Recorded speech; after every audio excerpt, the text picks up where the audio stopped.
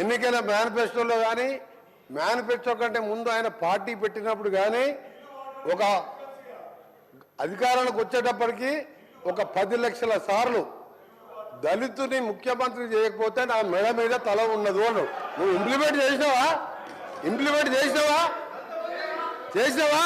ఆఖరి దళితుడికి 3 ఎకరాల భూమి ఇస్తా, బోరేస్తా, మోటార్ ఇస్తా, 1.5 ఎకరం ఉంటే 1.5 యాడ్ చేస్తా, ఆయన ధనవంతం చేస్తాను.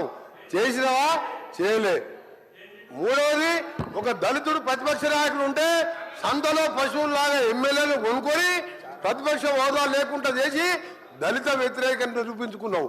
ఇకపోతే తగ్గించ ఇంటికో ఉద్యోగం, డబుల్ బెడ్రూమ్, నీ బిడ్డలు తేలబనుకుంటారు. నీ చెప్పబట్టవా?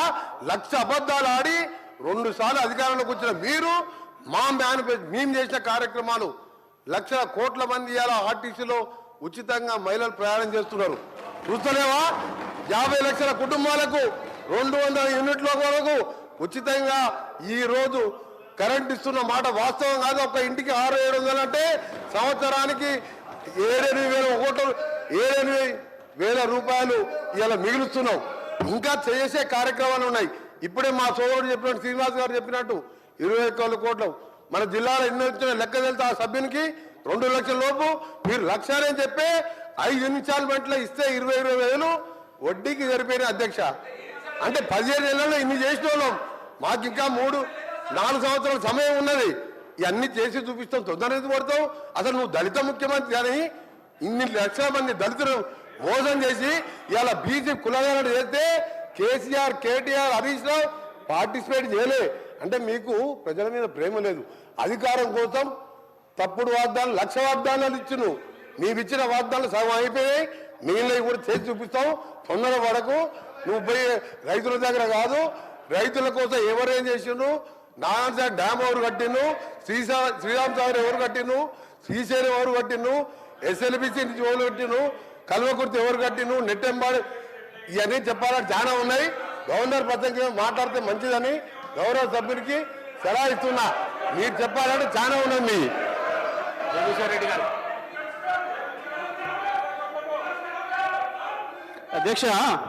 అధ్యక్ష కలసాని శ్రీనివాస్ అధ్యక్ష, మీ ద్వారా లెజిస్లేటివ్ అఫైర్స్ మినిస్టర్ గారు, డిప్యూటీ సీఎం గారిని రిక్వెస్ట్ చేస్తున్నా అధ్యక్ష. అంటే సభ సాంప్రదాయాల ప్రకారం నడవాలా? ఇప్పుడు మీ సభ్యులు మాట్లాడి మీ సభ్యులు ఇప్పుడు మీ 2 సభ్యులు మాట్లాడారు అధ్యక్ష. గవర్నర్ గారి అడ్రస్ మీద ఈరోజు సెషన్ అంతా నడవాలి అని మీరు అవకాశం ఇచ్చారు అధ్యక్ష. ఇట్లా ఇంటర్వ్యూన్ అయ్యి మీరు ఏదైనా చెప్పాలనుకుంటే లాస్ట్లో చెప్పండి. అంతేగాని మీరు మధ్యలో ఇట్లా డిస్టర్బెన్స్ చేసి తూకిత్తా మైకిత్తా అనుకుంటా పోతామంటే మరి సభ నడుస్తుందా? మీరు ఆలోచన చేయాలి. ఎందుకంటే ఈరోజు సభా మర్యాదలని అధికార పక్షమే కాపాడలేకపోతే ఇంకెవరు కాపాడుతారు అధ్యక్ష? దయచేసి మీరు కూడా మా రిస్కులోకి రావాల్సినటువంటి అవసరం ఉంది అధ్యక్ష. వాళ్ళు చేతులు ఎవరు లేపంగానే వాళ్ళకి అవకాశాలు ఇస్తే ఏం జరిగింది 10 ఏళ్లల్లో, ఇప్పుడు ఏం జరుగుతుంది? ఓకే, మాట్లాడతారు. జగదీష్ రెడ్డి గారు మాట్లాడుతున్నారు. వారికి అవకాశం వారు కంప్లీట్ అయిన తర్వాత మీరు మాట్లాడితే మాట్లాడుకోండి. అంతేగాని మధ్యలో డిస్టర్బెన్స్ చేసుకుంటా మీరు రాసుకొని వారు ఏమి మాట్లాడారో దాంట్లో మీరు రిప్లైలు ఇవ్వండి. అట్లా కాకుండా ప్రతిసారి మధ్యలో అంటే సభ నడవదు అధ్యక్ష.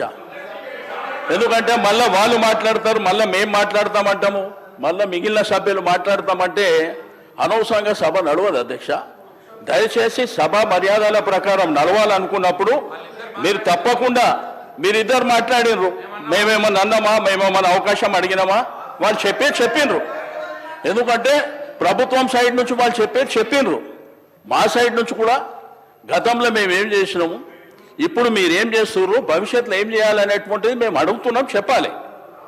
అంతేగాని మీరు ప్రతిసారి మధ్యలో 2 నిమిషాలకు 3 నిమిషాలకు ఆయన స్టార్టే చేయకముందు ఆయన ఇంకా ఒక 2-3 నిమిషాలు మాట్లాడకముందే మీరు ఇద్దరు మాట్లాడి ఇట్లా బుల్డోజ్ చేస్తాము, మాకు అధికారం ఉన్నది, మాకు మందబలం ఉన్నది కాబట్టి మేము చేస్తామంటే మీ ఇష్టం అధ్యక్ష. అది మేము కూడా ఏం చేసేది లేదు.